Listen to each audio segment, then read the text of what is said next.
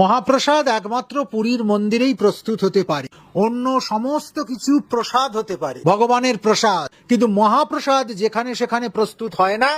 যে কোনো জায়গাতেই জগন্নাথ মন্দির তৈরি করে ফেললেই তার প্রসাদকে মহাপ্রসাদ বলে চালিয়ে দেওয়া যায় না।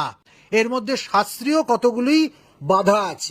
স্কন্দ পুরাণ যদি আমরা দেখি, যেখানে জগন্নাথ উপাসনা পদ্ধতি সুবিস্তৃত ভাবে দেওয়া আছে, সেখানে কিন্তু আমরা দেখতে পাবো যে 11টা স্তর পরম্পরা অতিক্রম করে মহাপ্রসাদ নির্মাণ হয়। অতএব আমি হালাল মহাপ্রসাদ বলে স্থানীয় দোকানে নাম না জানা তেলে খাজা গজা ভেজে পেঁড়া তৈরি করে ওপরে স্টিকার লাগিয়ে দিলুম মহাপ্রসাদ। মহাপ্রসাদ এত ফেলনা বস্তু নয়, মহাপ্রসাদ এত সুলভ নয়, মহাপ্রসাদ কোনো রাজনৈতিক নেতা বা নেত্রীর খামখেয়ালির জিনিস নয়। এইরকম বালখিল্যতা কোনোদিন আমরা সহ্য করব না।